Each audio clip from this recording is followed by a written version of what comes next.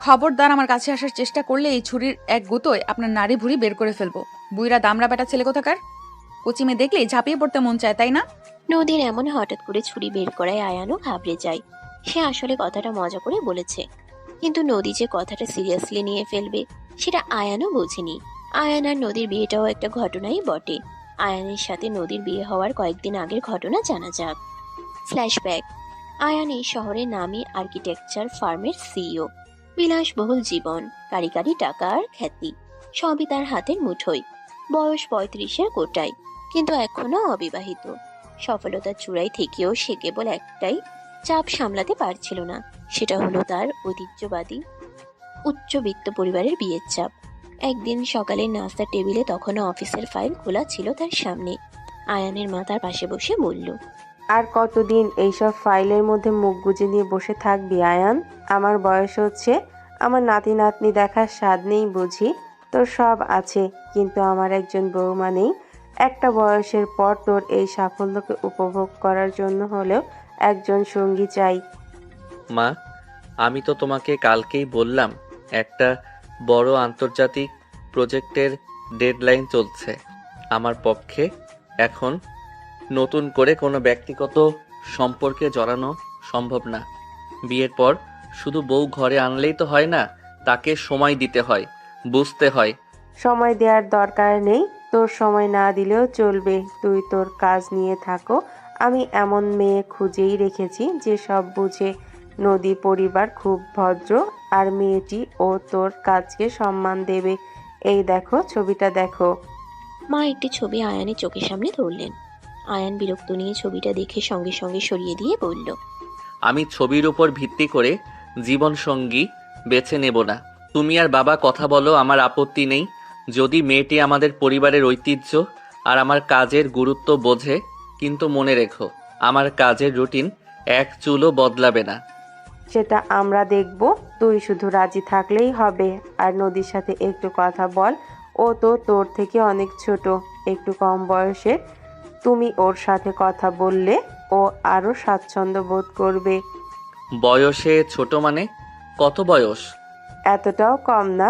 মেয়ের ছবি যখন দেখবি না, বয়সও এখন জানার দরকার নেই। একেবারে বিয়ের পরই সব জেনে নিস বইয়ের থেকে। ঠিক আছে, ফোন করো।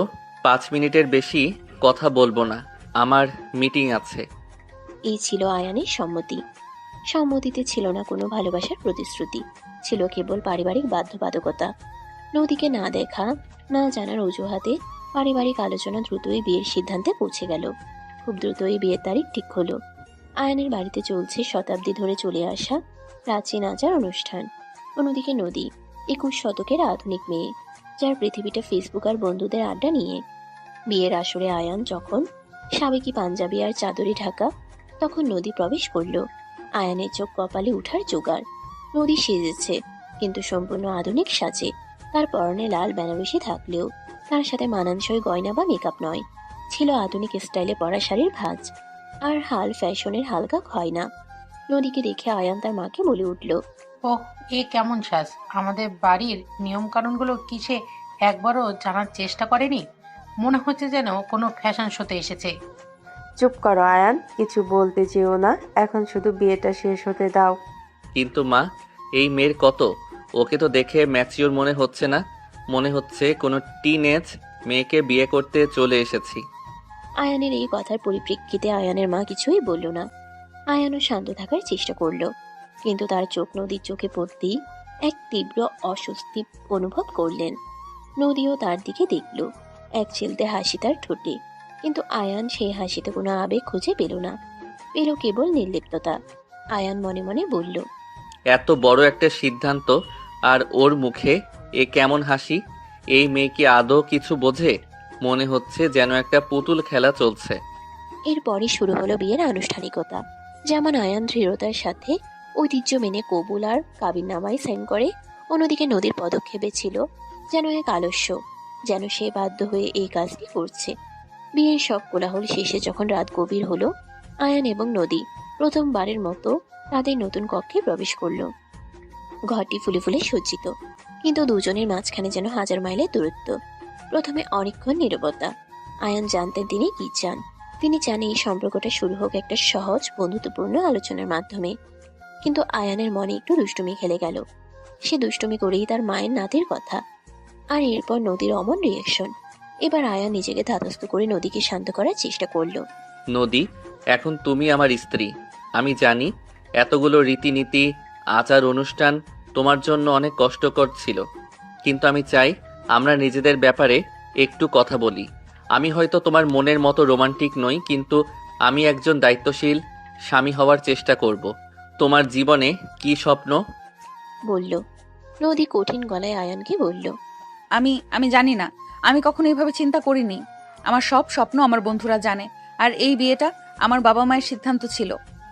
তোমার বাবা মায়ের সিদ্ধান্ত, কিন্তু তোমার তো নিজস্ব একটা মতামত ছিল। তুমি কি এই সম্পর্কটা নিয়ে খুশি? আমি জানতে চাইছি, আমরা কি বন্ধু হতে পারি? আপনার বুড়ো দাদুর সাথে আমি বন্ধুত্ব করতে চাই না। মানে কি, কি সব বলছো তুমি? ঠিকই বলছি। এই আপনি কি বিয়ের আগে আমার ছবি দেখেননি? ছবিটা দেখেও কি আপনার মনে হয়নি নিজের থেকে বয়সে এত ছোট একটা মেয়েকে কিভাবে বিয়ে করা সম্ভব? আমি তো সবটা মায়ের উপর ছেড়ে দিয়েছিলাম, আর আমি তোমার কোনো ছবি দেখিনি। তুমি আমাকে বুড়ো বলছো কেন সেটাই তো বুঝতে পারছি না। 17 বছরের বাচ্চা মেয়ে একটা 40 বছরের দামড়াকে কি বলবে? দাদু ভাই, সময়কালে বিয়ে করলে আপনার আমার বয়সী মেয়ে থাকতো, বুঝেছেন? সর্বনাশ, কি বলছো এসব? তোমার বয়স মাত্র 17? জি, আমার বয়স মাত্র 17 আর আপনার 40। আমার বয়স মোটেও 40 নয়, 35। তুমি 5 বছর বাড়িয়ে বলছো, কিন্তু আমি তো মায়ের কথা ভাবছি। তিনি কি করে আমার জন্য একটা পিচ্চি মেয়ে ধরে নিয়ে এলেন? ওনাকে তো আমি বলেছিলাম এমন মেয়ে দেখতে যার বয়স 25+ হবে। সেটা আপনার মাকে গিয়ে জিজ্ঞেস করুন। আর খবরদার কখনো আমার কাছে আসার চেষ্টা করবেন না। এমনটা করলে এই ছুরি তো দেখছেনই, পেট একদম ফুটো করে দেব। না না, তার দরকার হবে না। আমি দূরে দূরেই থাকবো। তুমি প্লিজ এই ছুরি সরিয়ে রাখো। তুমি চাইলে আমরা অন্তত বন্ধু হতে পারি, বন্ধুর মতো একে অন্যের সাথে মিশতে পারি। বন্ধুর মতো? আপনি কি সত্যিই বন্ধু হতে চান? কথাটার মাঝেই হঠাৎ নদীর ফোনটি তার বালিশের নিচ থেকে তীব্র শব্দে বেজে উঠল। একটি আধুনিক উচ্চ স্বরের পপ গানের রিংটন। নদী দ্রুত হাতে ফোনটি ধরার চেষ্টা করলো, কিন্তু রিং বেজে চলল। এসব আধুনিকতার মিলমিশ করা সিনেমা গান আয়ানের পছন্দ না। সে এসবে বিরক্ত হয় এবং তার রাগও উঠে যায়। সে বিরক্ত হয়ে বলল, এই কি হচ্ছে?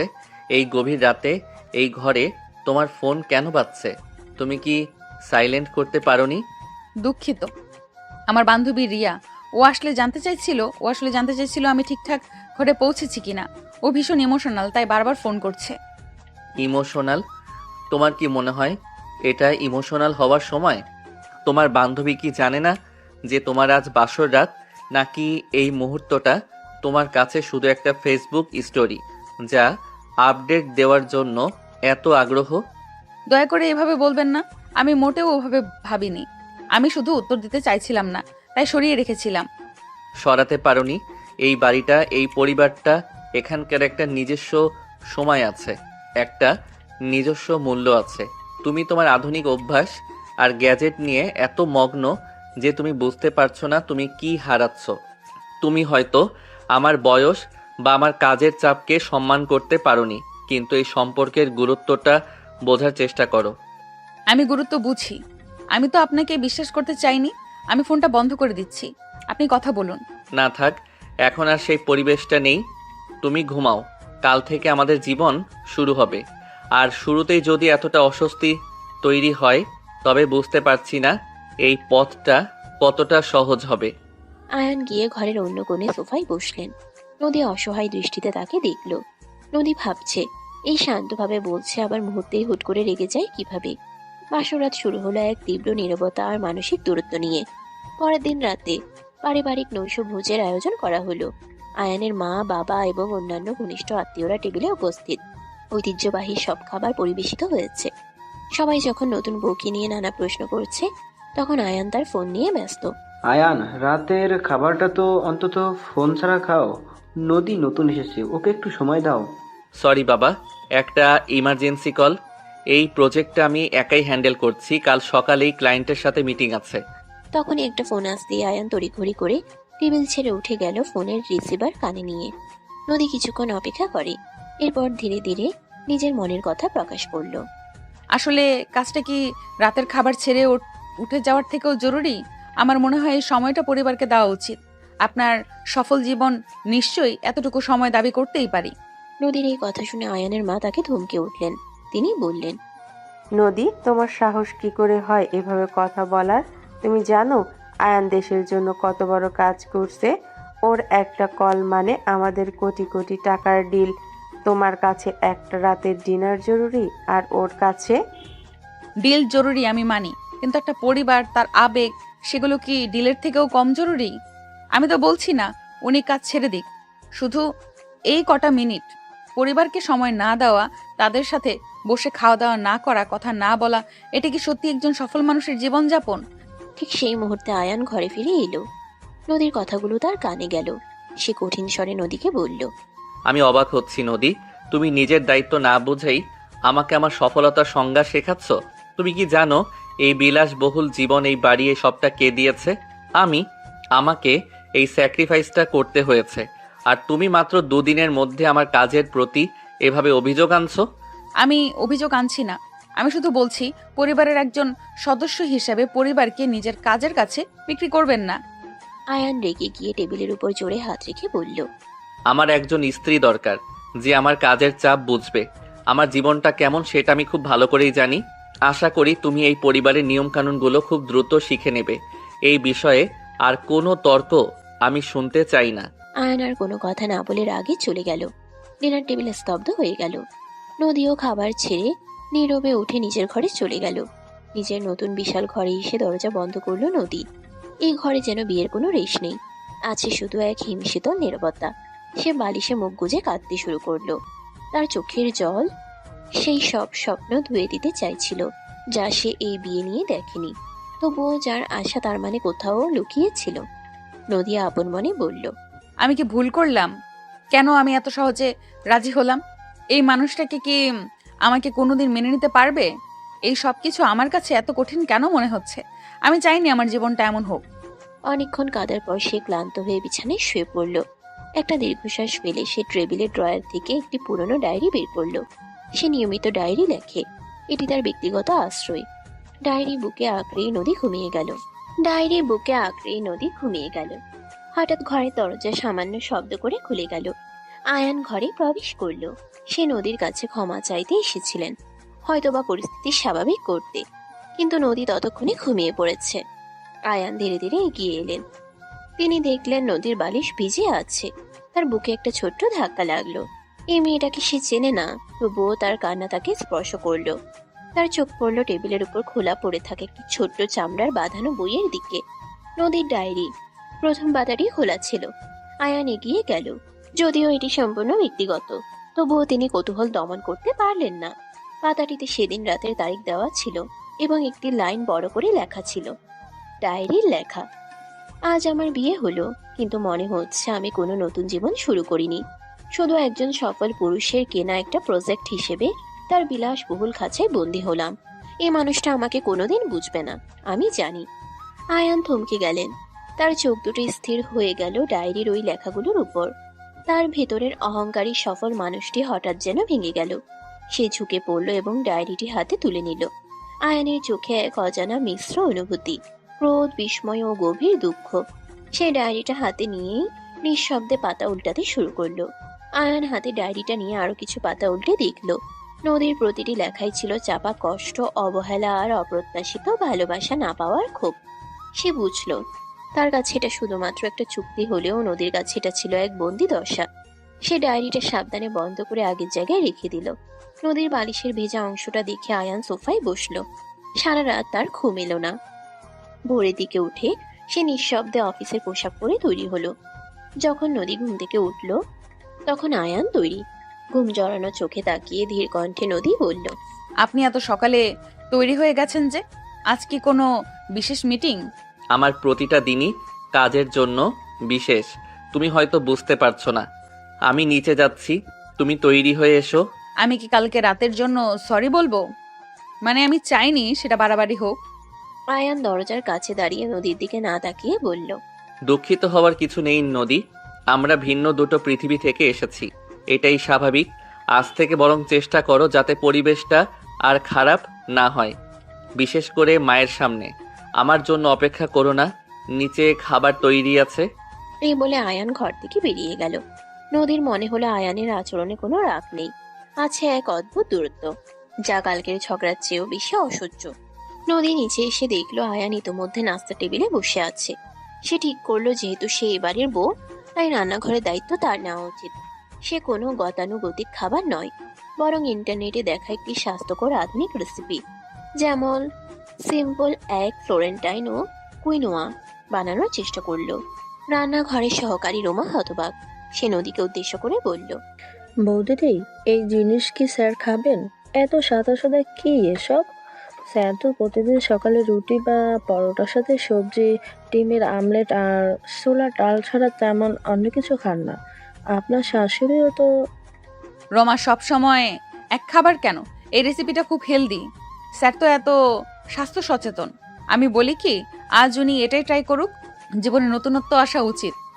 তুমি শুধু একটু প্লেটে সাজিয়ে দাও। নদী এক প্লেট এগ ফ্লোরেন্টাইন নিয়ে ডাইনিং টেবিলে গেল। নদী উচ্ছ্বসিত হয়ে বলল, আয়নের জন্য স্পেশাল। আজ আমি নিজের হাতে এই রেসিপিটা বানালাম। এটা খুবই স্বাস্থ্যকর আর আধুনিক। আয়ান তখন সবে এক চুমুক চা নিয়েছে। নদীর আনা প্লেটটির দিকে তাকিয়ে তার ভ্রু কুঁচকে গেল। সে বিরক্তি নিয়ে বলল, এটা কি নদী? সকালবেলা আমার টেবিল ভর্তি ডাল, রুটি কিংবা পরোটা, সবজি, ডিমের দরকার হয়, সেগুলো কোথায়? এটা কুইনোয়া আর এগ ফ্লেটারাইন। আপনি এত স্বাস্থ্য সচেতন, আমি ভাবলাম নতুন কিছু ট্রাই করুন। শুধু শুধু এত ভারী খাবার কেন খাবেন? হাত বাড়িয়ে প্লেটটি দূরে সরিয়ে নিয়ে আয়ান নদীকে বলল, নদী শোনো, আমার দিনের শুরু হয় কাজের চাপ নিয়ে। আমাকে মিটিংয়ে যেতে হয়, ক্লায়েন্টের সাথে কথা বলতে হয়। আমার শরীরকে সচল রাখার জন্য ঐতিহ্যবাহী খাবার দরকার, ফ্যান্সি খাবার নয়। আর এটা আমার অভ্যেস। তোমার কি মনে হয় এই বাড়িতে আমার রুচি বা অভ্যেস বদলে দেওয়া তোমার দায়িত্ব? আমি শুধু চেষ্টা করছিলাম আপনাকে খুশি করার।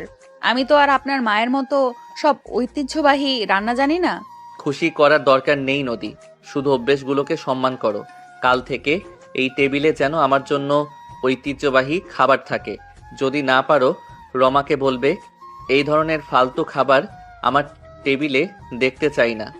আয়ান টেবিল থেকে উঠে চলে গেল। নদী মুখ কালো করে বসে রইল। তার প্রথম প্রচেষ্টা ব্যর্থ হয়েছে। রাতে আয়ান তাড়াতাড়ি ঘুমিয়ে পড়ার চেষ্টা করছে। সে দেখলো বিছানার অন্য পাশে ল্যাপটপ খুলে বসে আছে নদী। ঘরের আলো কমিয়ে ল্যাপটপের আলোয় সে কি যেন মনোযোগ দিয়ে করছে। কিবোর্ডে টাইপিং শব্দে ঘরের নীরবতা ভাঙছে। আয়ান নদীর দিকে তাকিয়ে বলল, নদী, তুমি কি ঘুমাতে পারো না? রাত প্রায় 1টা বাজে, তুমি কি করছো? সরি আরিয়ান, আমি একটা ফ্রিল্যান্সিং প্রজেক্ট নিয়ে কাজ করছি। আমার নিজস্ব কিছু খরচ থাকে, আমি চাই না সেগুলোর জন্য সবসময় আপনার কাছে চাইতে হোক।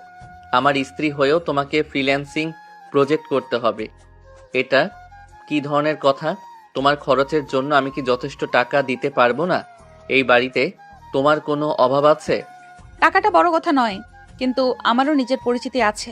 আমি আপনার কাছে অর্থনৈতিকভাবে নির্ভরশীল হতে চাই না। তাছাড়া এই কাজগুলো আমার ভালো লাগে না। তোমার ভালো লাগাটা কি এখন এই মুহূর্তে আমার ঘুমের থেকে বেশি জরুরি? তুমি কি জানো কাল সকালে আমার কত জরুরি মিটিং আছে? আর তুমি তোমার এই ল্যাপটপের টুংটাং শব্দে আমার ঘুম নষ্ট করছো। নদী এবার ল্যাপটপ বন্ধ করে তীব্র কণ্ঠে বলল, আমার কাজটা আপনার থেকে অনেক কম গুরুত্বপূর্ণ, তাই তো? আমি জানি আপনার চোখে আমার কোনো অস্তিত্ব নেই, শুধু আপনার নামের পাশে থাকা একটা অলংকার ছাড়া। আপনি আমাকে সময় দেন না, আর এখন যখন আমি নিজেকে ব্যস্ত রাখছি তখনও আপনার সমস্যা। আপনি শুধু আপনার রুটিন বোঝেন। আর তুমি শুধু তোমার স্বাধীনতা বোঝো। তুমি ভুলে যাচ্ছ এটা তোমার একা থাকার ঘর নয়। এখন তুমি বিবাহিত, তোমার কিছু দায়িত্ব আছে। তোমার স্বামীকে সম্মান দেওয়া তোমার প্রথম দায়িত্ব। পরের দিন সন্ধ্যায় দুজনেই নীরবতা ভাঙতে একসঙ্গে বসার ঘরে টিভি দেখতে বসলো। টিভিতে চলছে একটি বিতর্ক প্রতিযোগিতা। বিতর্কের বিষয় ছিল বয়সের ব্যবধান ও মূল্যবোধের সংঘাত, age gap and conflict of values. অনুষ্ঠান চলাকালীন এক পর্যায়ে আয়ান নদীকে উদ্দেশ্য করে বলল, শুনলে ছেলেটা কি দারুণ যুক্তি দিল। আমাদের জেনারেশনের মূল্যবোধ কত দৃঢ়। তোমরা তো শুধু আধুনিকতার নামে উচ্ছৃঙ্খলতা শেখো। তোমার বয়সটা এত কম জানলে হয়তো বিয়েই করতাম না। মাত্র 17 বছরের মেয়ে আমাকে আর কতটাই বা বুঝবে? আমার বয়স 17 নয়, 22। আয়ান চমকে উঠে বলল। 22? তুমি তো বাসর রাতে বললে 17, এখন 5 বছর বেড়ে গেল কিভাবে? তখন মিথ্যা বলেছিলাম। মিথ্যা বলার কি প্রয়োজন ছিল? থাক, তোমাকে আর কিছু বলে লাভ নাই। তোমাদের জেনারেশনটাই কেমন কেমন যেন। তোমাদের সাথে আমাদের চিন্তা ভাবনা মূল্যবোধ কখনো মেলেনি আর মিলবেও না। ধুর, এটা কি দেখছেন? এইসব ব্যাকডেটেড যুক্তি। আজকের দিনের ছেলেরা এত বেশি কর্তৃত্বপরায়ণ কেন? আমাদের জেনারেশন অনেক বেশি উদার আর সহনশীল। নদী রিমোট দিয়ে চ্যানেল বদলাতে নিলে আয়ান রিমোটটা কেড়ে নিয়ে বলল। চ্যানেল বদল করবে না। সহনশীলতা? তোমার মধ্যে সহনশীলতা থাকলে তুমি আমার মতো এত বড় একটা মানুষকে সম্মান করতে জানাতে। আমাদের বয়সের পার্থক্য যেমন বেশি, আমার চিন্তাভাবনা তোমার থেকে অনেক বেশি পরিণত। আপনার বয়সটা বেশি তাই আপনার চিন্তা ভাবনা পরিণত। আপনার কাছে সবকিছুই হয় সাদা নয়তো কালো। কোনো আধুনিকতা নেই, কোনো নমনীয়তা নেই। আর আমার এই বয়সে আপনার এত বয়সের ভারী চিন্তা ভাবনা নিতে আমি স্বাচ্ছন্দ্য নই। শোনো, তোমার বয়স কত? 22 আর আমার 40 ছুঁই ছুঁই। তোমার জীবন অভিজ্ঞতা কতটুকু? তুমি আমাকে আমার বয়সের খোঁটা দিচ্ছ? এই বাড়িতে আমি যা বলবো সেটাই শেষ কথা।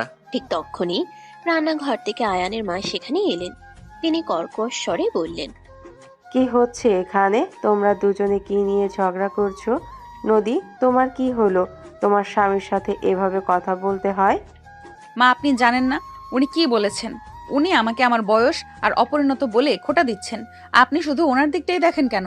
আমি কি এই বাড়ির কেউ নই? তুমি এই বাড়ির বউ আর আয়ান তোমার স্বামী। ওর কথা শোনা তোমার দায়িত্ব। এই বাড়িতে কোনোদিন কোনো বউ তার স্বামীর মুখের ওপর এভাবে কথা বলেনি। তোমার এই আধুনিকতা আর বাপের বাড়ির শিক্ষাকে এখন এই ঘরে টেনে আনবে না? শাশুড়ির কথা শুনে নদী চোখ ছলছল করে উঠল। সে কাতর কণ্ঠে বলল। বাপের বাড়ির শিক্ষা? আমার বাবার বাড়িতে অন্তত আমাকে সম্মান দেওয়া হতো। আমি এই ঘরে আর এক মুহূর্তও থাকবো না। আপনি ওনাকে বলুন উনি যেন টিকিট কেটে দেন। আমি এক্ষুনি আমার মায়ের বাড়ি চলে যাব।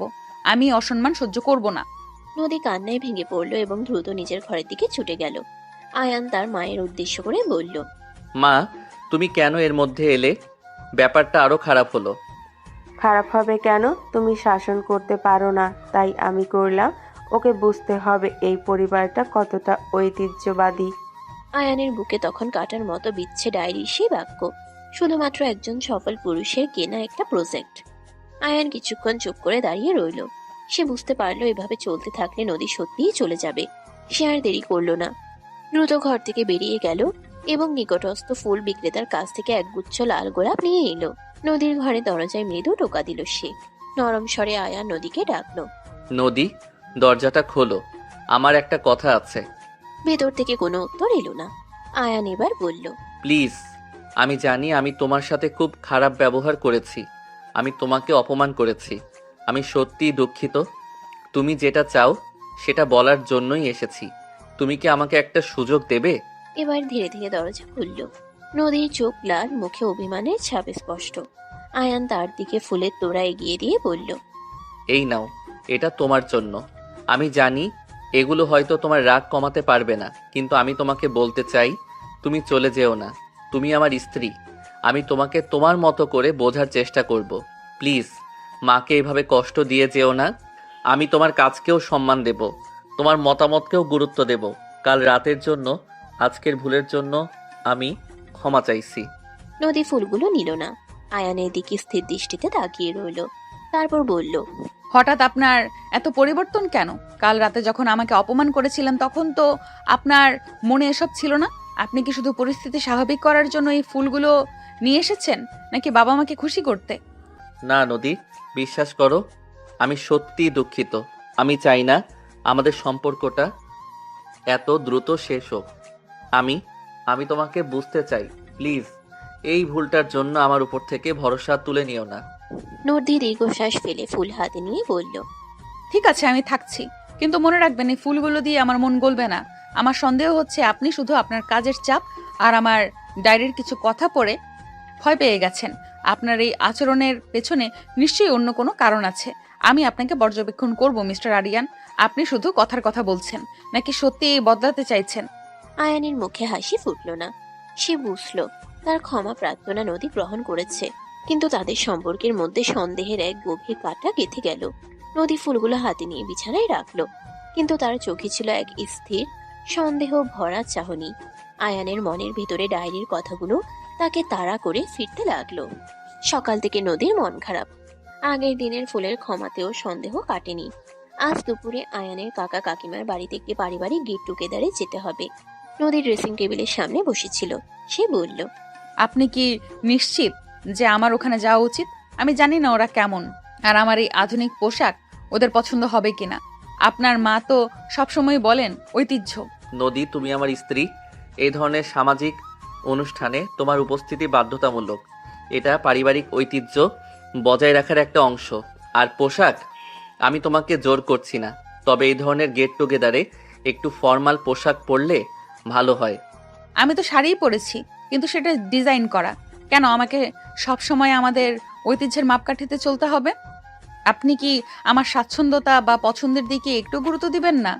দেখো নদী, আমি তোমাকে এখন বাইরের লোকের সামনে কোনো ঝামেলা তৈরি করতে বারণ করছি। তারা কি বলবে, লোকে তোমাকে নিয়ে ফিসফিস করবে। আমাকে তোমার কথা ভাবতে দাও। আমি চাই তুমি ভালো মতো মেশো, এইটুকু তো আমার জন্য করতেই পারো। নদী দীর্ঘশ্বাস ফেলে বলল, ঠিক আছে, আমি যাব, কিন্তু আমি নিজের মতো করেই চলবো। আপনিও আমার পাশে থাকবেন আশা করি। আমি থাকবো, অযথা চিন্তা করো না। আয়ানের কাকা কাকিমার বাড়িতে ঢুকতেই নদীর অস্বস্তি শুরু হলো। কাকা কাকিমা দুজনেই অত্যন্ত রক্ষণশীল এবং আয়ানের সফলতাকে নিয়ে গর্বিত। কাকিমা নদীকে কাছে টেনে এনে আয়ানকে উদ্দেশ্য করে বলল, ওহ আয়ান, আমাদের জুনিয়র বৌমা, দেখলেই তো, তোমাকে দেখে মনেই হয় না তুমি সদ্য কলেজ পাশ করেছো। আয়ান, তোমার সাহস আছে বলতে হবে, একেবারেই আমাদের পরিবারের সবচেয়ে ছোট মেয়েটিকে নিয়ে এসেছো। কাকিমা, আমার নাম নদী, আর আমি গ্র্যাজুয়েশন করে নিজের একটা আইটি ফার্ম খোলার চেষ্টা করছি। IT firm? বাহ, খুব কিউট। আমাদের আয়ান তো পুরো দেশের আর্কিটেকচার ডিজাইন করে, আর তুমি আইটি ফার্ম খুলতে চাও? যাকগে, এসব খেলাধুলা নিয়ে থাকো, বেশি বড় লোকদের কাছে মাথা ঘামাতে যেও না। তুমি তো এখনো আমাদের বাড়ির সবচেয়ে আদরের ছোট মেয়ে।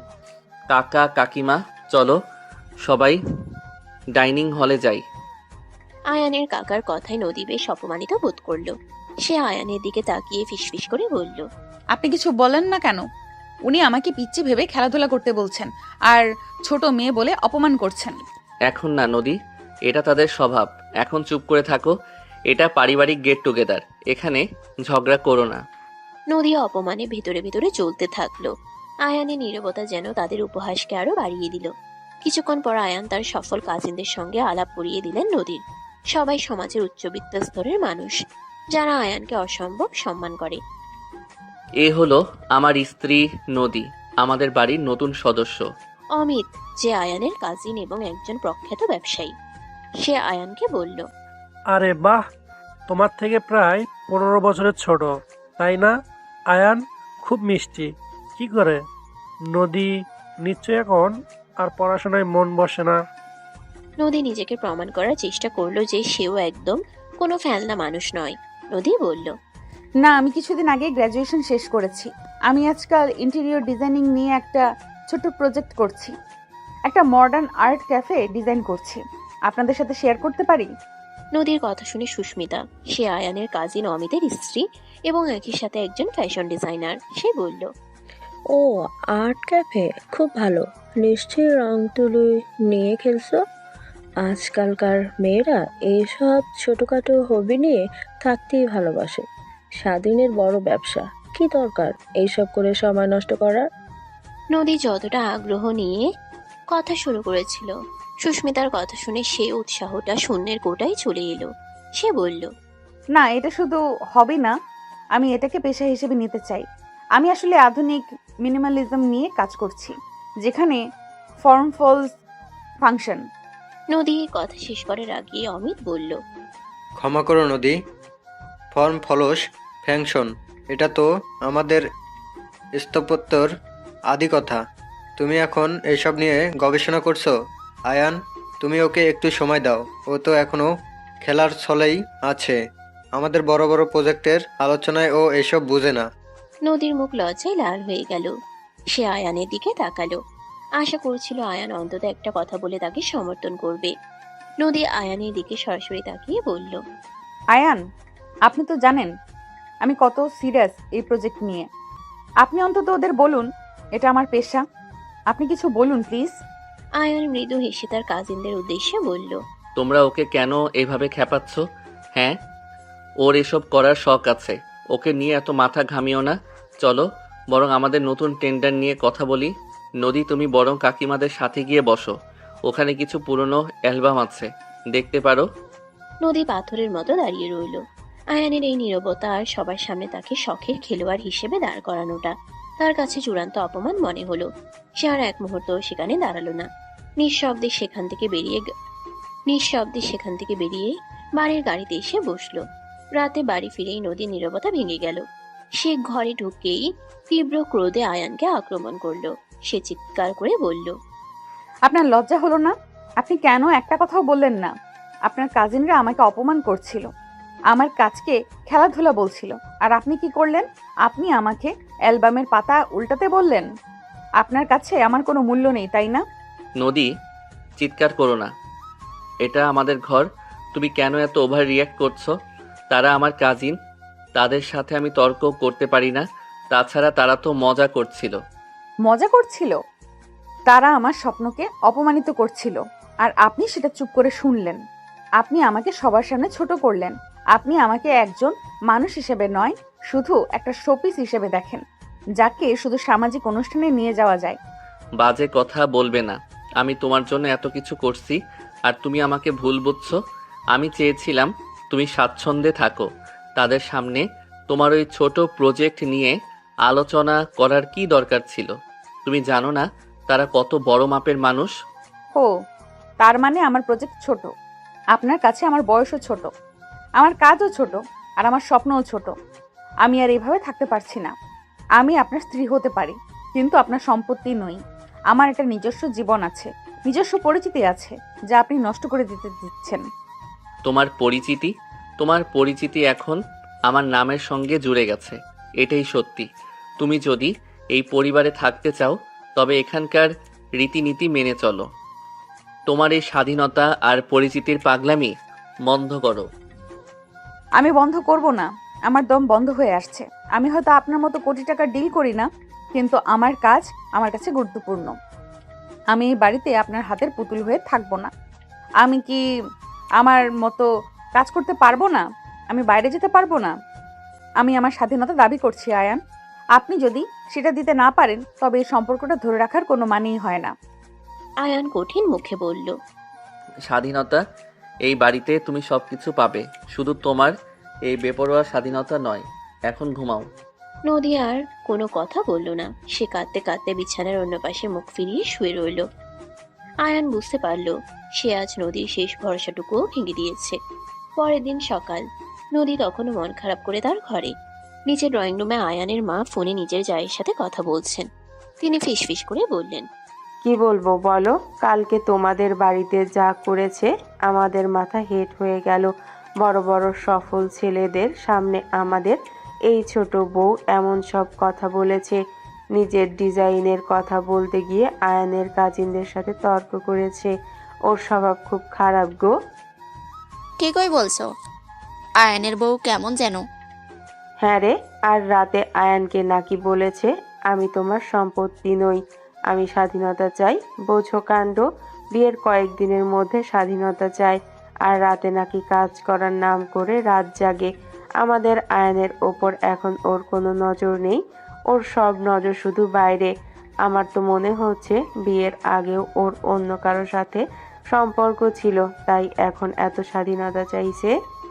এই কথাগুলো তখন সেই ঘরের পাশ দিয়ে যাওয়ার সময় বাড়ির পরিচারিকা রুমা স্পষ্ট শুনতে পেল। আয়ানের মা ফোন রেখে দীর্ঘশ্বাস ফেললেন। তার চোখে মুখে ছিল নদীর প্রতি তীব্র বিতৃষ্ণা। আগের দিন রাতের ঝগড়ার পর আয়ান বুঝতে পারল কঠোরতা নয়, একটু নমনীয়তা দেখানো দরকার। সে ঠিক করলেন নদীর বন্ধু এবং তার বন্ধুকে নিয়ে একটি ডাবল ডেট আয়োজন করবেন, যাতে সম্পর্কটা একটু সহজ হয়। আয়ান ঘরে এসে নদীকে বলল, নদী, আজ সন্ধ্যায় একটা ডাবল ডেটের ব্যবস্থা করেছি। আমার বন্ধু রাহুল তার স্ত্রী তিতলিকে নিয়ে আসবে। আর তুমি তোমার বান্ধবী রিয়াকে ডেকো। হয়তো সবার সাথে মিশলে তোমার একঘেয়েমি কাটবে। Double date? হঠাৎ কেন? আপনি তো কখনো এসব পছন্দ করেন না। আপনার কি মনে হচ্ছে রিয়া আর রাহুল এসে আমাদের সমস্যা মিটিয়ে দেবে? সমস্যা মেটানোর জন্য নয় নদী, কিছুটা স্বাভাবিক হওয়ার জন্য। আমি চাই তুমিও খুশি থাকো। কাল রাহুল এসেছিল, ও বলল তোমাদের মতো ছোটোখাটো সমস্যা সবার জীবনেই আসে। চলো একটু আনন্দ করা যাক। তিতলি আর রাহুল ওরা তো আপনার মতোই সফল পরিণত মানুষ হবেন। আমার বন্ধু রিয়া কিন্তু অন্যরকম, ও খুব সোজা কথা বলে। তাতে কি, রাহুলও খুব সোজা কথা বলে। রিয়াকে ডেকে নাও। না, আমি এসবের কোনো প্রয়োজন মনে করছি না, আর আগ্রহও নই। কথাটা বলে নদী ঘর থেকে বের হয়ে গেল। আয়ান বোকার মতো দাঁড়িয়ে রইল। সকাল থেকে ঘরে উত্তেজনা। নদী তার স্বপ্নের গ্রাফিক ডিজাইন ফার্মে ইন্টারভিউ দিতে প্রস্তুত। আয়ান তার অফিসে যাওয়ার জন্য তৈরি হচ্ছে। নদী, তুমি কি নিশ্চিত তুমি যাবে? তোমাকে কি আমি কমফোর্টেবল লাইফ দিচ্ছি না? এই সময়ে তোমার বাইরে গিয়ে চাকরি করার কি দরকার? লোকে কি বলবে? আমার এত বড় নাম, আর আমার স্ত্রী কিনা একটা ছোট ডিজাইনিং ফার্মে কাজ করবে। লোকে কি বলবে সেটা নিয়ে কেন আপনার এত চিন্তা আয়ান? আমার তো কোনো অভাব নেই, কিন্তু আমার একটা পরিচিতি দরকার। আমার স্বপ্ন শুধু আপনার বাড়ির বউ হয়ে থাকা নয়। আমি নিজের কাজের মাধ্যমে নিজেকে প্রমাণ করতে চাই। আমার স্বাধীনতা মানে আমার কাজ। স্বাধীনতা? আমার মনে হচ্ছে তুমি শুধু আমাকে বিব্রত করার জন্য এই কাজটা করছো। তোমার ইন্টারভিউতে যদি কেউ জিজ্ঞাসা করে তোমার স্বামী এত সফল, তুমি কেন কাজ করছো, তুমি কি বলবে? এটা কি আমার ইগোর উপর আঘাত নয়? আমার ইগোর উপরও আঘাত লাগে আয়ান, যখন আপনার কাজিনরা আমাকে ছোট মেয়ে বা খেলোয়াড় বলে অপমান করে। তখন আমার ইগো আহত হয়। আমার কাজটা ছোট নয়। আপনার সাফল্য যদি আমাকে আটকে রাখে, তবে সেই সাফল্য আমার কাছে বোঝা। আমাকে যেতে দিন, আমি যাবই। আয়ান নরম হয়ে নদীকে বোঝানোর চেষ্টা করে। সে নদীকে বলল, যদি চাকরিটা পাও তবে কত টাকা দেবে? নিশ্চয়ই আমার 1 ঘন্টার আয়ের থেকেও কম। এত সামান্য টাকার জন্য এত ঝামেলা কেন? টাকাটা বড় কথা নয় আয়ান, সম্মানটা বড় কথা। আপনি বাধা দিয়েও আটকাতে পারবেন না। আয়ান আর কথা বাড়ালেন না। তিনি শুধু মুখ ঘুরিয়ে নিলেন। তার ভেতরে নদীর এই জেদ এক ধরনের ঈর্ষা তৈরি করছিল। দুপুরের পর আয়ান যখন মিটিংয়ে ব্যস্ত, তখন নদীর ইন্টারভিউ শেষ হয়েছে। সন্ধ্যায় আয়ান বাড়ি ফিরতেই নদী উচ্ছ্বসিত হয়ে ছুটে এলো। সে বলল, আয়ান, আমি পেরেছি। আমার চাকরিটা হয়ে গেছে। তারা আমার পোর্টফোলিও খুব পছন্দ করেছে। গ্রাফিক ডিজাইনার হিসেবে আমি কাল থেকে জয়েন করতে পারি। ও ভালো, কংগ্রাচুলেশনস। তো এখন কি সেই ছোট্ট অফিসটায় প্রতিদিন যেতে হবে? তোমার সময় মতো তুমি বের হতে পারবে তো? আমার অফিসের পার্টি আছে আজ রাতে, সেখানে তোমাকে যেতে হবে। আপনি খুশি হননি তাই না? আপনার চোখে কোনো আনন্দ দেখছি না। আপনি কি ঈর্ষান্বিত? আপনি চান না আমি আমার জীবনে সফল হই? নদীর কথায় আয়ান ক্ষিপ্ত হয়ে উঠল। সে বলল, ঈর্ষা? তোমার সামান্য একটা ছোট কাজের জন্য আমি ঈর্ষান্বিত হব? তুমি কি ভাবছো? আমি শুধু চাইছি তুমি দায়িত্বগুলো বোঝো। তোমার প্রথমে অগ্রাধিকার পরিবার। আর হ্যাঁ, আজ আমার কর্পোরেট পার্টিতে তোমার একজন আদর্শ স্ত্রীর মতো ব্যবহার করতে হবে। কোনো স্বাধীনতা বা কাজের কথা বলে আমার সহকর্মীদের সামনে আমাকে বিব্রত করো না। আমি আদর্শ স্ত্রী নই, আমি নদী। আর আপনি আমাকে যা বলতে বারণ করবেন আমি সেটাই করব। আপনার ইগো আজ অনেক আঘাত পেয়েছে আয়ান। রাতে আয়ানের হাই প্রোফাইল কর্পোরেট পার্টি। নদী আজ খুবই আত্মবিশ্বাসী। তার নতুন চাকরি তাকে এক নতুন শক্তি দিয়েছে। আয়ানের সহকর্মী ও অংশীদারদের সামনে তিনি নদীর পরিচয় করিয়ে দিলেন। উনি আমার স্ত্রী নদী। ও এখন একটা নতুন গ্রাফিক ডিজাইনের কাজ শুরু করেছে, অবশ্য শখের বশে। শখের বশে নয় রাহুল ভাইয়া, আমি ফুল টাইম কাজ করছি। আসলে আমি মনে করি আমাদের মতো মহিলাদের শুধু রান্নাঘর বা স্বামীর সাফল্যের পেছনে থাকা উচিত নয়। আমার নিজস্ব অর্থ, নিজস্ব সম্মান দরকার। আরে বাহ, আপনার তো দারুণ স্পিরিট। আপনি একা এত বড় একটা ফার্মের অনারের বউ হয়েও কাজ করছেন। আয়ান, তোমার তো ওকে সাপোর্ট করা উচিত। আসলে এই সাপোর্ট পেতে আমাকে অনেক সংগ্রাম করতে হয়েছে। আমার স্বামী মনে করেন তার সফলতা আমাকে চিরকাল বেঁধে রাখবে। তিনি মনে করেন আমার কাজের চেয়ে তার মিটিং বেশি জরুরি। সত্যি বলতে এই জুনিয়র সিনিয়র দ্বন্দ্বটা খুব অসহ্য। আয়ান দূরে দাঁড়িয়ে নদীর এই মেলে মুখ আলোচনা শুনে লজ্জায় কুঁকড়ে গেল। তিনি দ্রুত এগিয়ে এলেন, নদীর কানে ফিসফিস করে বলল, নদী, তুমি কি করছো? তুমি আমার সহকর্মীদের সামনে আমাদের ব্যক্তিগত জীবনের সমস্যা নিয়ে আলোচনা করছো? তোমার কি কমন সেন্স নেই? কেন? আপনার কাজ আর সাফল্য নিয়ে তো আপনি সবসময় আলোচনা করেন। আমি তো শুধু আমার সংগ্রামের কথা বলছি। আপনি আমাকে সবার সামনে শখের বশে কাজ করা বলে ছলনা করলেন কেন? আমি মিথ্যা বলি না আয়ান, আমার কোনো মুখোশ নেই। আয়ান ক্ষুব্ধ হয়ে নদীকে টেনে নিয়ে যেতে লাগলো। সে বলল, চলো, আর এক মুহূর্ত এখানে থাকবে না তুমি। তোমার এই মেলে মুখ অভ্যেস আমার মান সম্মান সব শেষ করে দেবে। তুমি ভুলে গেছো তুমি কে? বাড়ি ফিরতেই দুজনের মধ্যে তুমুল ঝগড়া শুরু হলো। আয়ান চিৎকার করে বলল, তুমি আজ আমাকে সবার সামনে অপমান করলে। তুমি ভুলে গেলে আমি তোমাকে সাপোর্ট করে পার্টিতে এনেছিলাম। তুমি আমার দুর্বলতা প্রকাশ করলে। আমি আপনার দুর্বলতা প্রকাশ করিনি আয়ান, আমি আমার সত্যিটা বলেছি। আপনি কেন বুঝছেন না? আমি একজন যোগ্য ডিজাইনার। আমি আপনার মতো সফল না হতে পারি, কিন্তু আমাকে কেন বারবার ছোট হতে হবে? আমার স্বপ্নের দাম কি আপনার ইগোর চেয়ে কম? নদী তখন তার অফিসের ফাইলগুলো ছুঁড়ে ফেলে দিল এবং মেঝেতে বসে হাউমাউ করে কাঁদতে শুরু করলো। নদী বলতে লাগলো, আমার কোনো প্রয়োজন নেই এই বিলাসবহুল জীবনের। আমার শুধু একটা স্বীকৃতি দরকার। আমি যখন আপনার সামনে দাঁড়িয়ে কথা বলি, তখন আমার মনে হয় আমি যেন একটা দেওয়ালের সাথে কথা বলছি। আপনি শুধু আপনার কাজ, আপনার নিয়ম, আপনার ঐতিহ্য বোঝেন। আপনি আমার স্বপ্নকে মেরে ফেলতে চান। আমার দম বন্ধ হয়ে আসছে। আয়ান দেখল নদী সত্যি মানসিক যন্ত্রণায় ভুগছে। তার কান্নায় কোনো অভিনয় ছিল না, ছিল তার স্বপ্নের পরাজয়ের তীব্র কষ্ট। আয়ানের ভেতরে থাকা সেই অহংকারী মানুষটা আজ প্রথমবার ভেঙে গেল। তিনি সেই ডায়েরির কথাগুলো আর তার চোখের জল মেলাতে পারল। আয়ান নদীর পাশে হাঁটু গেড়ে বসে বলল, নদী, তুমি কাঁদো না প্লিজ। আমি বুঝতে পারিনি তোমার এত কষ্ট হচ্ছে। হয়তো আমি ভুল ছিলাম। আমার জীবনের সবটাই ছিল রুটিন আর ক্ষমতা। আমি ভুলে গিয়েছিলাম একজন মানুষের কাছে তার স্বপ্ন কতটা জরুরি। আপনি কি বলছেন?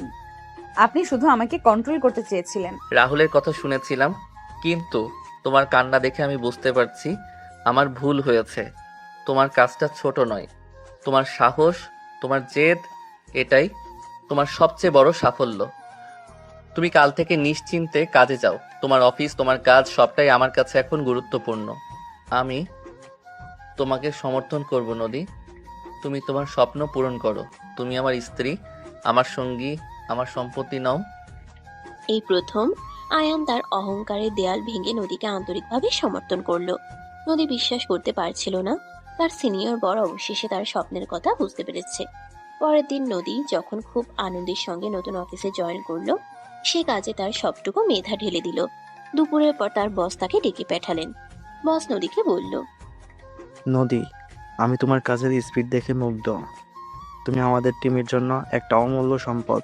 তোমার কাজটা শুধু গ্রাফিক ডিজাইনারদের নয়, আমাদের একটা নতুন উচ্চাকাঙ্ক্ষী প্রজেক্ট আছে, যার জন্য আমরা একজন অ্যাসিস্ট্যান্ট ক্রিয়েটিভ ডিরেক্টর খুঁজছি। Assistant creative director? স্যার, আমি তো সবে জয়েন করলাম।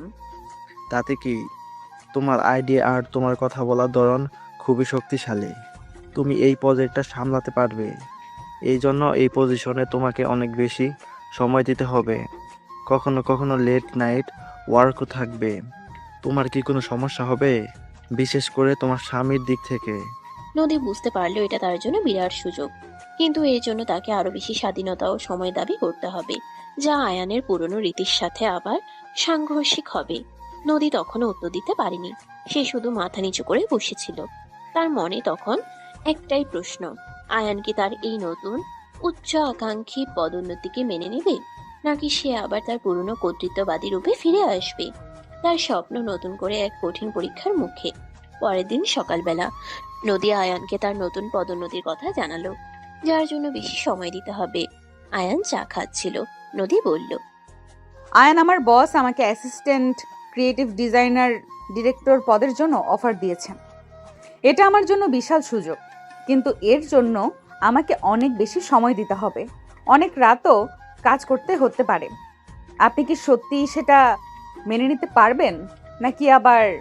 তুমি এখনো আমাকে অবিশ্বাস করছো নদী? আমি কথা দিয়েছি আমি তোমাকে সমর্থন করব। তুমি তোমার স্বপ্ন পূরণ করো। আমি জানি এই সুযোগটা তোমার কাছে কতটা গুরুত্বপূর্ণ। তবে হ্যাঁ, এত বড় একটা দায়িত্ব নেওয়ার আগে তোমার একটা ব্রেক দরকার। আমরা আজ বাইরে যাব পারিবারিক পিকনিকে। পিকনিক? কিন্তু আপনার এত কাজ। কাজ থাকবেই, কিন্তু আমার এখন তোমার সাথে কিছুটা সময় কাটানো দরকার। তোমার বসকে বলে দাও কাল থেকে তুমি এই নতুন চ্যালেঞ্জ শুরু করবে। আজ শুধু আমরা দুজন। চলো এই শহর থেকে একটু দূরে কোথাও যাই। নদী আয়ানের চোখে সত্যিকার প্রচেষ্টা দেখতে পেল। তার মনে সন্দেহ কিছুটা কাটলো। তারা দুজনে শহরের কোলাহল থেকে দূরে একটি প্রাকৃতিক গন্তব্যের দিকে যাত্রা শুরু করলো। শহর থেকে প্রায় 2 ঘন্টা দূরে একটি নিরিবিলি রাস্তায় যেতেই হঠাৎ আয়ানের বিলাসবহুল গাড়িটা বিকল হয়ে গেল। নদী উদ্বিগ্ন হয়ে বলল, এ কি হলো? কেন থেমে গেল? এটা তো অনেক দামি গাড়ি। এমন হওয়ার কথা নয়। আমাদের তো এখানে কেউ চেনে না। কি হবে এখন? আয়ান গাড়ির হুড খুলে একটু আধটু ঠিক করার চেষ্টা করলো, তারপর বলল, মনে হচ্ছে ইঞ্জিন অতিরিক্ত গরম হয়ে গেছে। চিন্তার কিছু নেই, আমি একজন মেকানিককে কল করছি, তবে আসতে একটু সময় লাগবে। তুমি ভয় পেও না। আমি খুব ভয় পাচ্ছি। এই নির্জন জায়গায় এইভাবে আটকে থাকবো? আমি কোনো দিন এইভাবে একা বাইরে আসিনি। এটা খুবই অসহ্য। এই দেখো নদী, তুমি ভয় পাচ্ছ কেন? আমি তো তোমার পাশেই আছি। আমার উপর ভরসা রাখতে পারো না? আমি অভ্যস্ত নই। আমি আপনার মতোই সফল হতে চেয়েছিলাম, কিন্তু আপনার জীবনে সব সহজ ছিল। আমার জীবনে সব সময় অনেক বাধা এসেছে। আপনার কাছে সব কিছু খুব সহজ মনে হয়। সহজ? তোমার কি মনে হয় আমার জীবন সহজ ছিল? তুমি কি জানো কেন আমি এত রুটিন মেনে চলি? শোনো, যখন আমার বয়স 15 তখন আমার বাবা একবার ব্যবসায় বিশাল লোকসান করেছিলেন। আমরা প্রায় সব হারিয়ে ফেলেছিলাম। আমার মা তখন রাতে লুকিয়ে কাঁদতেন। সেই ভয়টা এখনো আমার ভেতরে আছে। আমি সেই সময় প্রতিজ্ঞা করেছিলাম আমি কোনোদিন আমার পরিবারকে আর সেই অনিশ্চয়তা দেব না। তাই আমি এত বেশি কাজ করি, এত বেশি কঠোর। নদী আশ্চর্য হয়ে যায় আয়ানের কথা শুনে। সে কখনো বুঝতেও পারেনি আয়ানও একসময় আর্থিক কষ্টে দিন যাপন করেছে। সে আয়ানকে বলল, আপনি এত কষ্ট করেছেন, আমি তো জানতাম না। আপনি তো কোনোদিনও বলেননি আপনি এত সফল। আমি ভাবতাম আপনি বুঝি শুধু অর্থ বোঝেন। অর্থ নয় নদী, নিরাপত্তা। আমি চাইনি আমার স্ত্রী বা সন্তানরা সেই অনিশ্চয়তা দেখুক। তুমি কি জানো আমার সবচেয়ে প্রিয় শখ কী ছিল? আমি ছোটবেলায় ছবি আঁকতাম। তুমি যখন ডিজাইনের কথা বলো তখন আমার মনে পড়ে যায় এই সব কিছুর মাঝে আমি আমার ভেতরের সেই শখের মানুষটাকে মেরে ফেলেছি। আমি তোমাকে আর তোমার স্বপ্নকে সম্মান করি, কারণ তুমি সেই সত্তাকে বাঁচিয়ে রেখেছো যাকে আমি হারিয়ে ফেলেছি। নদী আয়ানের কাঁধে মাথা রেখে বলল, আমি দুঃখিত আয়ান। আপনার গল্প শুনে মনে হচ্ছে আমরা দুজনেই ভয়ের সাথে লড়ছি। আপনার ভয় হারিয়ে ফেলার, আর আমার ভয় স্বীকৃতি না পাওয়ার।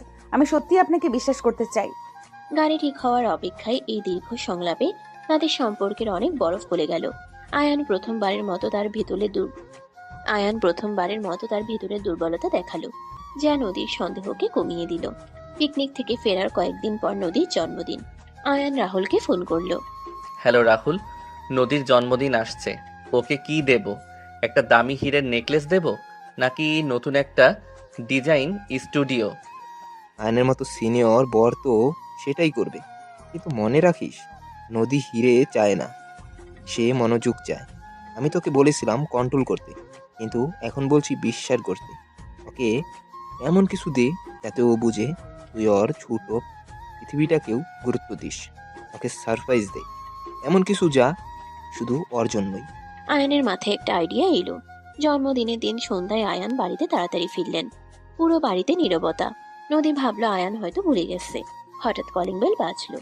নদী দরজা খুলতেই দেখলো আয়ান হাতে একটা বড় কেক এবং একটা অ্যালবাম নিয়ে দাঁড়িয়ে আছে। আয়ান নদীর দিকে কেক এগিয়ে দিয়ে হাসি মুখে বলল, শুভ জন্মদিন নদী। আমি জানি তোমার বন্ধুরা হয়তো বড় পার্টি আশা করেছিল, কিন্তু আমি শুধু তোমার জন্যই সারপ্রাইজটা তৈরি করেছি। আপনি মনে রেখেছেন? আর এই অ্যালবাম? এই অ্যালবামে শুধু আমাদের ছবি নেই, তোমার ছোটবেলার ছবি, তোমার কলেজের বন্ধুদের ছবি, এমনকি তোমার ডিজাইন করা প্রথম আর্টওয়ার্কের ছবি সব আছে। আমি রিয়ার কাছ থেকে জোগাড় করেছি।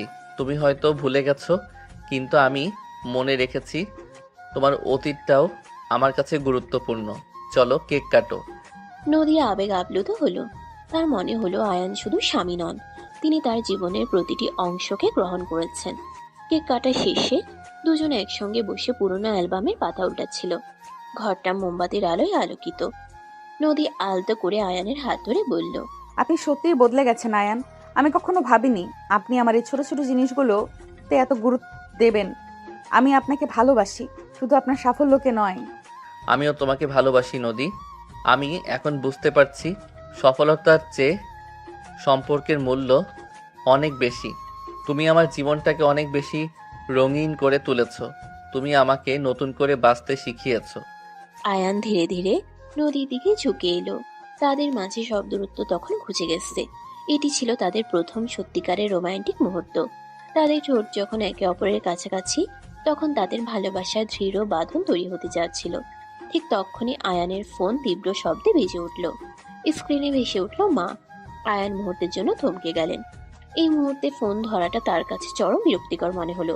তিনি ফোনটা কেটে দিয়ে আবার নদীর দিকে ঝুঁকতে গেল, কিন্তু তার আগেই ফোনটা আবার জোরে জোরে রিং হতে শুরু করলো। মা বারবার ফোন করছেন। নদী দীর্ঘশ্বাস ফেলে আয়ানের কপালে একটা হালকা চুমু দিয়ে বলল, আয়ান ধরুন, মা এতবার ফোন করছেন, নিশ্চয়ই কিছু জরুরি হয়েছে। হ্যাঁ মা, কি হয়েছে? কেন এত ফোন করছো? আমি একটু কি হয়েছে মানে? তোমাদের দুজনের ফোনে সুইচ অফ কেন? জানো এখন কটা বাজে? কালকের অনুষ্ঠানে নতুন গয়না পরবে, সেটা ডিজাইন নিয়ে কথা বলতে ভুলে গেছো নাকি? তোমার বাবা কতবার করে বললেন তোমাদের দুজনেরই যেন আমার পাশে থাকাটা জরুরি। তোমাদের কাছে কি এখন এসবের কোনো দাম নেই? আয়ানের মুখটা কঠিন হয়ে গেল। পারিবারিক রীতিনীতি এবং মায়ের কর্তৃত্ব আবার তাদের ব্যক্তিগত রোমান্টিক মুহূর্তটিকে ছিন্ন করে দিল। ভালোবাসা এবং বিশ্বাসের প্রথম মুহূর্তটি সম্পূর্ণ হতে পারল না। আয়ানের হাতে ফোন, আর নদীর চোখে আবার পুরনো প্রশ্নের ছায়া। তাদের ভালোবাসার বাঁধন তৈরি হচ্ছিল, কিন্তু সেই বাঁধন পারিবারিক কর্তব্যবোধের ফোন এসে মুহূর্তের মধ্যে ছিঁড়ে দিল। আয়ান কি উত্তর দেবেন, আর নদীর মনে বিশ্বাস কতটুকু দৃঢ় হবে, সেটাই প্রথম প্রশ্ন। জন্মদিনের রাত পার হয়েছে। সম্পর্কের উষ্ণতা যখন বাড়ছে, ঠিক তখনই এক গভীর ভুল বোঝাবুঝির জন্ম হলো। সকালে নদী তার নতুন অ্যাসিস্ট্যান্ট ডিরেক্টর পদের কাজের জন্য ল্যাপটপে ব্যস্ত। আয়ান তার ফোনের দিকে তাকিয়ে ছিল। হঠাৎ স্ক্রিনে একটি অজানা নম্বর থেকে ফোন এলো। আয়ান দ্রুত ফোনটি সাইলেন্ট করে দিল, কিন্তু এর আগে নদী স্ক্রিনটা দেখে ফেলেছিল। নদী সরাসরি আয়ানের দিকে তাকিয়ে বলল, কার ফোন ছিল? কেন সাইলেন্ট করলেন? কেউ নয়, একটা ভুল নম্বর। অফিসের কল হতে পারে। তুমি তোমার কাজ করো। অফিসের কল এত ভোরে? আপনি কি সত্যি বলছেন? একটু আগে আমার মনে হলো যেন দেখলাম স্ক্রিনে একটা নাম, প্রিয়া লেখা ছিল। আয়ান চমকে গেলেন। প্রিয়া ছিল তার পুরনো দিনের সম্পর্ক, যা তিনি নিজেই ভুলে গিয়েছিলেন। আয়ান গম্ভীর হয়ে বলল, তুমি কি আমার ফোন দেখছো? আমি স্পষ্ট বললাম ওটা কোনো গুরুত্বপূর্ণ কল নয়। আমি দেখিনি আয়ান, আমি স্ক্রিনের ফ্ল্যাশ দেখেছি। কে এই প্রিয়া?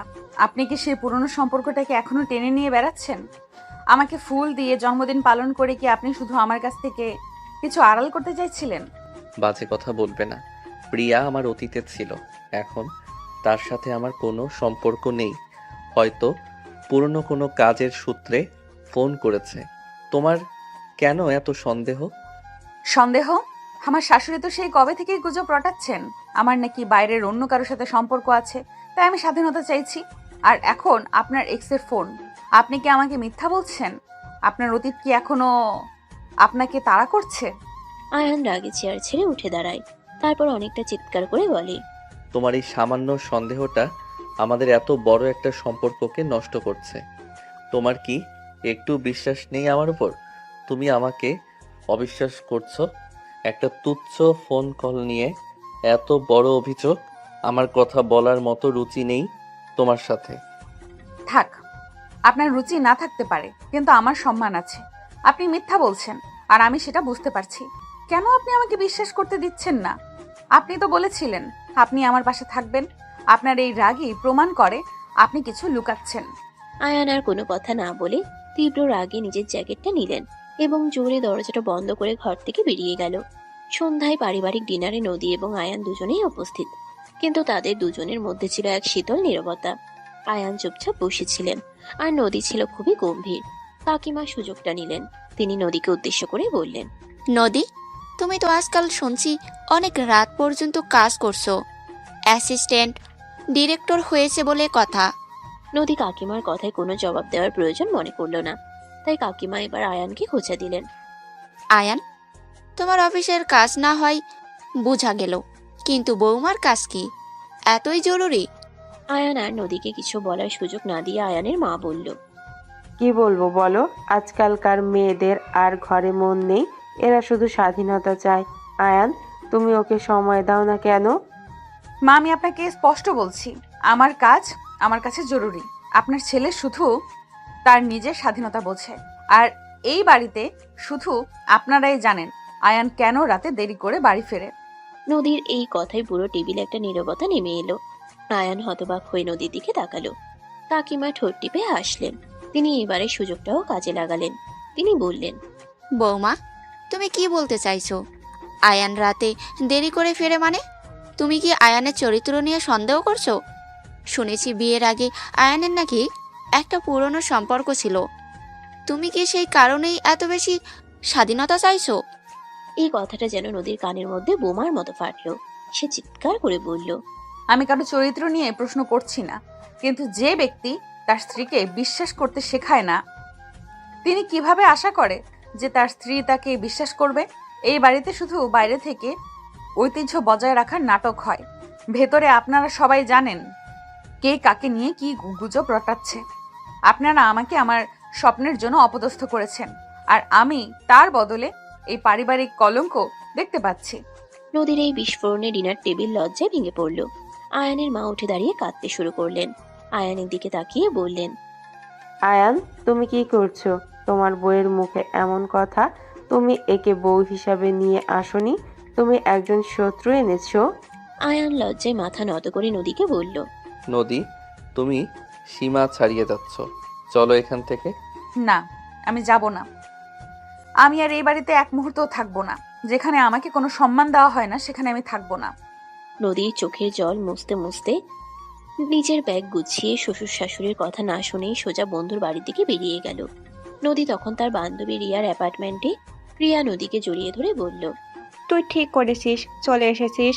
এইসব চাপ সহ্য করার দরকার নেই। ওই সিনিয়র বরটা তোর যোগ্য নয়। আমার খুব কষ্ট হচ্ছে রিয়া। আমি বিশ্বাস করতে শুরু করেছিলাম উনি আমাকে সাপোর্ট করার কথা বলেছিলেন, আর এখন আমি জানি না প্রিয়াকে। আমি জানি না উনি কেন রেখে ঘর ছেড়ে বেরিয়ে গিয়েছিলেন। এদিকে আয়ান বাড়িতে একা। পুরো বাড়িতে মায়ের কান্না আর বাবার নীরব ক্রোধ। অন্যায় হলো, তুমি কখনো তোমার বাবার উপর প্রতিশোধ নিতে চাওনি? যখন প্রথমবার জানতে পারলাম আমার বাবা নির্দোষ, তখন আমার প্রথম টার্গেট ছিল আনিস আর সজল। কিন্তু হ্যাঁ, নিহাল আঙ্কেলকেও আমি অবিশ্বাস করেছিলাম। কিন্তু যখন দেখলাম তিনি আমাকে তোমাদের বিয়েটা করতে বললেন, তখন বুঝলাম এখানে কোনো গভীর রহস্য আছে।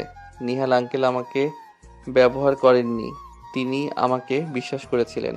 আর তোমার বাবা যখন নিজেই ফ্যাক্টরিতে লুকিয়ে থেকে আনিসের পরিকল্পনা ফাঁস করলেন, তখন আমার সব সন্দেহ দূর হয়ে গেল। বাবা জানতেন তুমি ঠিক পথে আসবে। আচ্ছা, তুমি তো এখন বাবার অফিসের ম্যানেজার। তুমি কি মনে করো আমাদের এই সম্পর্কটা, মানে আমাদের বিয়েটা? আমরা একটা বন্ধুত্ব শুরু করেছি নিধি, যেখানে কোনো চুক্তি নেই, শুধু বিশ্বাস আছে।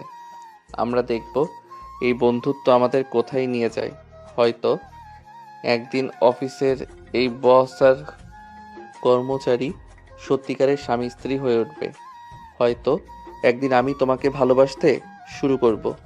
নিধির হৃদস্পন্দনটা দ্রুত হলো। ইভান ভালোবাসা শব্দটি বলল, যা তাদের সম্পর্কের জন্য এক বিশাল পদক্ষেপ।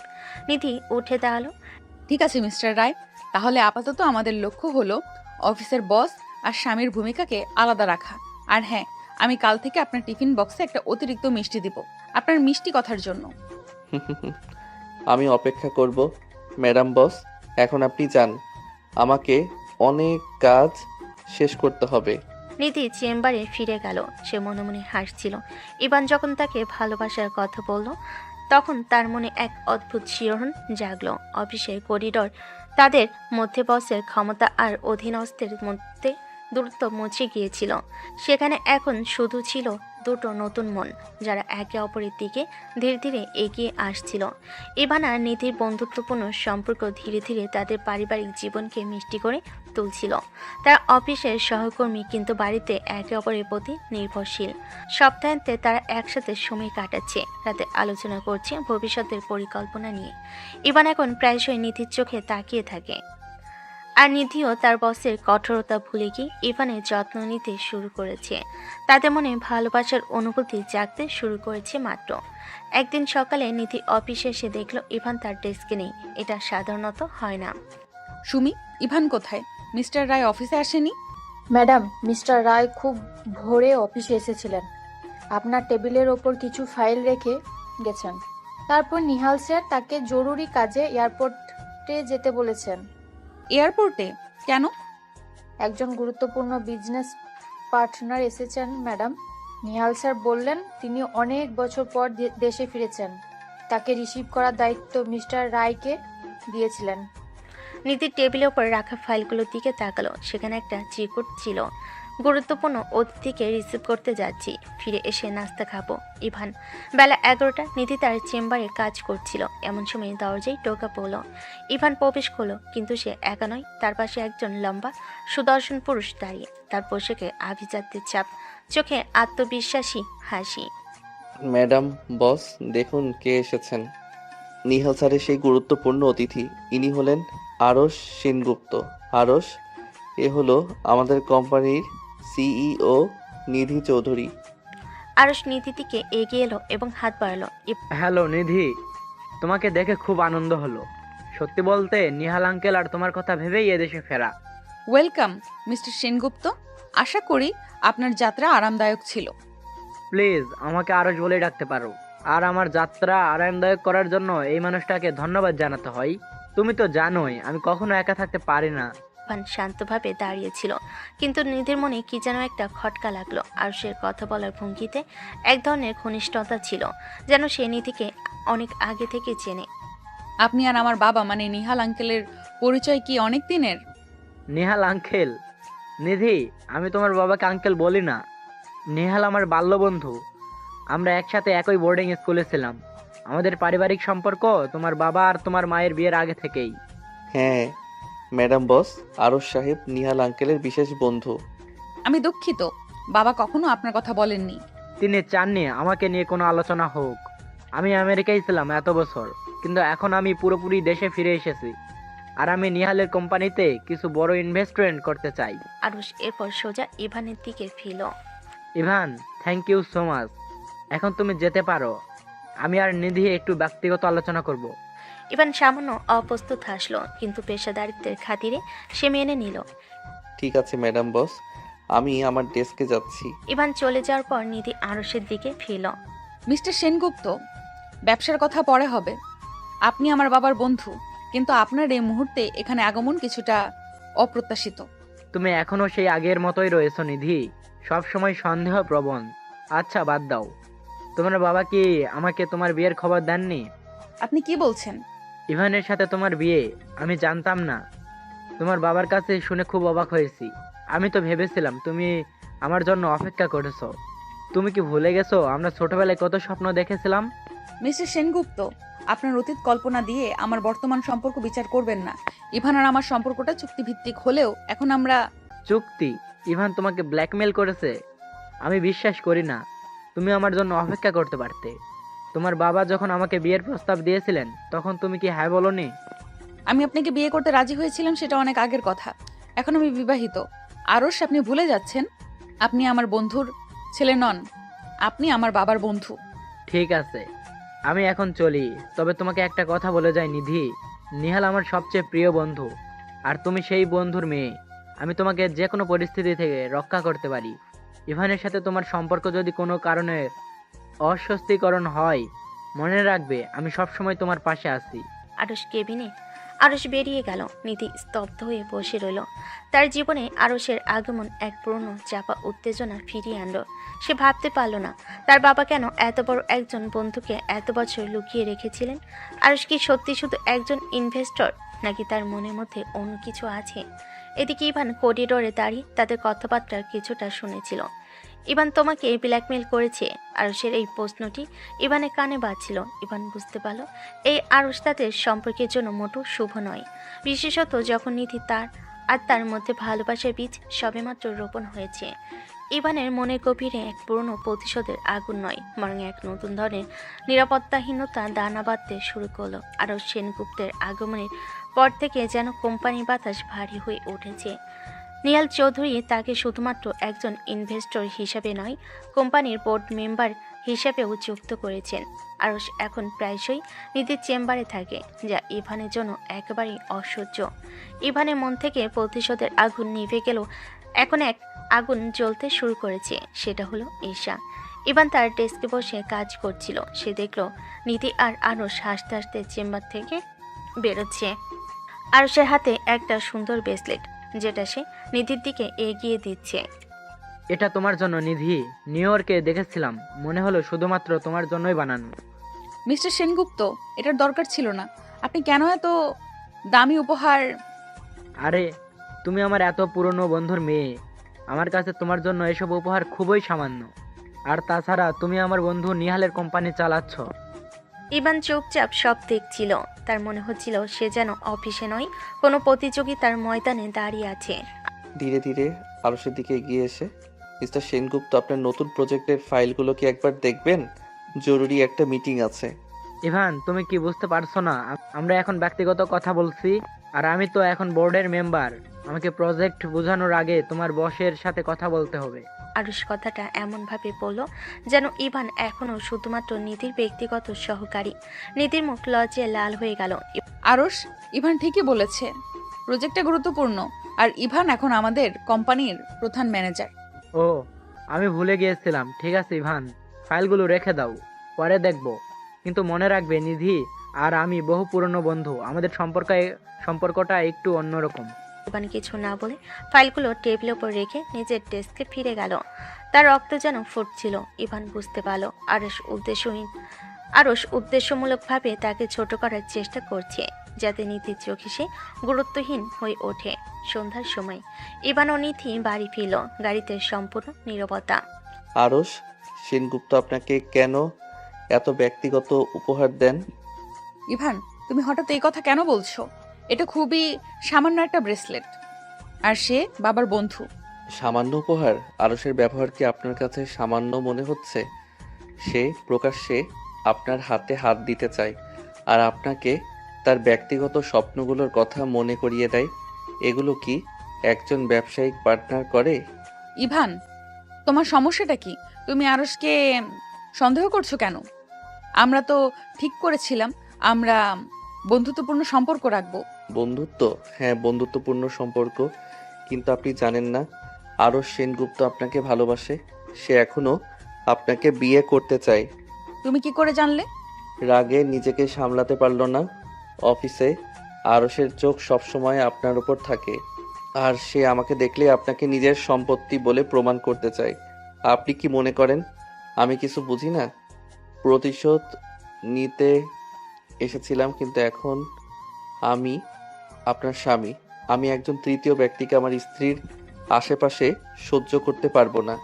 তুমি আমার স্বামী ইভান, কিন্তু তুমি ভুলে যাচ্ছ আমরা এখনো কাগজে কলমে স্বামী স্ত্রী হলেও আমাদের মধ্যে কোনো প্রকৃত সম্পর্ক নেই। আরশের প্রতি তোমার এই সন্দেহ, এটা শুধু হিংসা। তুমি কি আমাকে বিশ্বাস করো না? বিশ্বাস? হ্যাঁ, আমি আপনাকে বিশ্বাস করি, কিন্তু আমি আরশকে বিশ্বাস করি না। সে আপনাকে ব্যবহার করে আমার আর আপনার সম্পর্কের মধ্যে ফাটল ধরাতে চাইছে। আর আপনার বাবা কেন তাকে এত বছর লুকিয়ে রেখেছিলেন, সেটাও একটা রহস্য। এটা আমাদের সমস্যা ইভান। তুমি আমার উপর নজরদারি করছো কেন? যদি তোমার মনে হয় আরশের আগমনে আমাদের বন্ধুত্বের সমস্যা হচ্ছে, তাহলে আমরা বিচ্ছেদ নিতে পারি। আমাদের তো কোনো সত্যিকারের সম্পর্ক নেই। নিধি দ্রুত বাড়ি ঢুকে গেল। ইভান স্টিয়ারিংয়ে হাত রেখে চুপ করে বসে রইল। নিধির শেষ কথাগুলো কানে তীব্রভাবে আঘাত হানল। আমাদের তো কোনো সত্যিকারের সম্পর্ক নেই। প্রতিশোধ শেষ হওয়ার পর তাদের মনে যে সামান্য রোমাঞ্চের জন্ম হয়েছিল, আরুষের আগমনে তা যেন মুহূর্তের মধ্যে ভেঙে গেল। ইভান বুঝতে পারল সে নিধিকে ভালোবাসতে শুরু করেছে, আর তাই আরুষের উপস্থিতি তার মনে তীব্র ঈর্ষার জন্ম দিচ্ছে। আরুষের আগের রাতে ইভান আর নিধির মধ্যে যে তীব্র কথা কাটাকাটি হয়েছিল তার রেশ দুজনের মনে এক অস্থিরতার সৃষ্টি করেছে। ইভান অফিসে এলো, তার মন কাজে নেই। তার টেবিলে ফাইল খোলা, কিন্তু চোখ বারংবার দরজার দিকে যাচ্ছে। নিধি আজও অফিসে আসেনি। আমি কি করলাম? আমি ওকে জিজ্ঞেস না করে এত বড় ভুল করলাম। আমার উচিত হয়নি ওকে অবিশ্বাস করা। কিন্তু আমি কেন আরশকে ওর আশেপাশে সহ্য করতে পারছিলাম না? কেন আমার মনে হচ্ছিল ও আমার কাছ থেকে নিধিকে কেড়ে নিবে? ইভান চেয়ার ছেড়ে উঠে দাঁড়ালো। সে স্বীকার করতে বাধ্য হলো, এই অনুভূতি প্রতিশোধের আগুন নয়, এটা অন্য কিছু। এটা হারানোর ভয়, যা গভীর ভালোবাসার জন্ম দেয়। আমি নিধিকে ভালোবাসি। হ্যাঁ, আমি ভালোবাসি।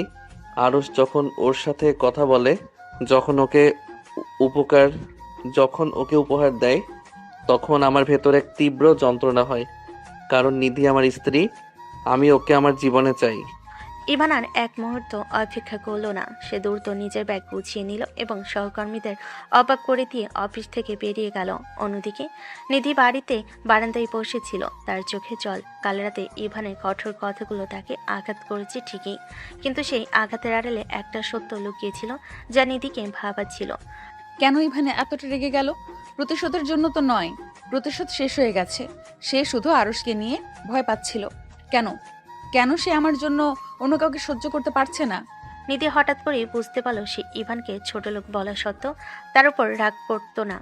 কেন তার যত্ন নিতে শুরু করেছিল। তাদের এই চুক্তিভিত্তিক বিয়েতে কবে যেন ভালোবাসা চুপিসারে বাসা বেঁধেছে।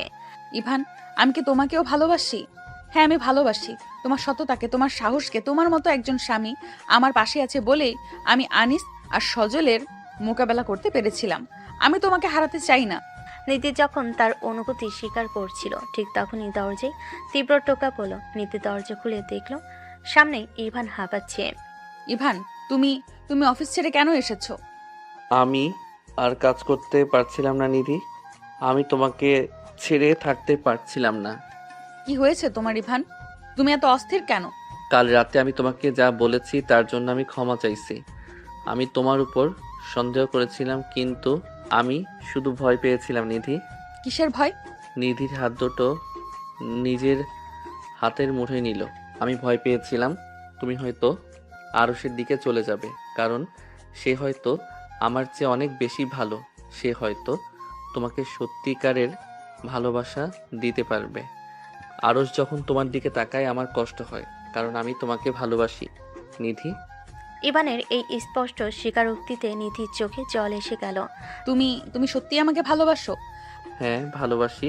এই ভালোবাসাটা কখন শুরু হয়েছে আমি জানি না। হয়তো যখন তুমি অফিসের বসের ক্ষমতা ভুলে আমাকে টিফিন দিতে শুরু করেছিলে, অথবা যখন তুমি আমার বাবাকে নির্দোষ প্রমাণ করতে সাহায্য চেয়েছিলে, অথবা যখন তুমি আমার বাবাকে নির্দোষ প্রমাণ করতে সাহায্য করেছিলে। আমাদের চুক্তি শেষ নিধি, কিন্তু আমার হৃদয়ের চুক্তি সবেমাত্র শুরু হয়েছে। তুমি কি আমাকে ভালোবাসবে না নিধি? আমি তোমাকে আমার স্বামী হিসেবে মেনে নিয়েছিলাম ইভান, কিন্তু তোমাকে ভালোবেসেছি তোমার সততা আর সাহসের জন্য। প্রতিশোধের জন্য আসা একজন মানুষকে আমি বিশ্বাস করতে শুরু করেছিলাম। তোমার ঈর্ষা দেখে আমি বুঝতে পারি তুমি শুধু আমার উপর রাগ করনি, তুমি আমাকে চেয়েছিলে। হ্যাঁ ইভান, আমি তোমাকে ভালোবাসি। তার হৃদয়ে যেন এক শীতল স্রোত বয়ে গেল।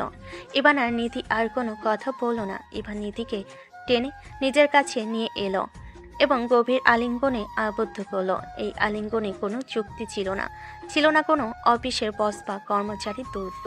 ছিল শুধু দুটি মনের গভীর ভালোবাসা এবং একে অপরের প্রতি পূর্ণ নির্ভরতা। তাদের সম্পর্কে বরফ গলে গেল আর জন্ম নিল এক নতুন উষ্ণতা। আরশ আমাদের সম্পর্কের মধ্যে কোনো ফাটল ধরাতে পারবে না ইভান। তুমি আমার স্বামী, আর আমি জানি কিভাবে আমার স্বামীর পাশে দাঁড়াতে হয়। আমরা দুজন একসাথে তার মোকাবেলা করব নিধি, কিন্তু একটা শর্ত। অবশ্যই, কিন্তু বাড়িতে আপনি আমার সবচেয়ে প্রিয় ওভারটাইম কর্মচারী।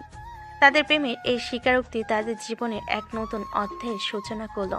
তারা এখন কেবল একে অপরের প্রতি বিশ্বস্ত নয়, তারা একে অপরের প্রতি গভীরভাবে প্রেম ও আসক্ত।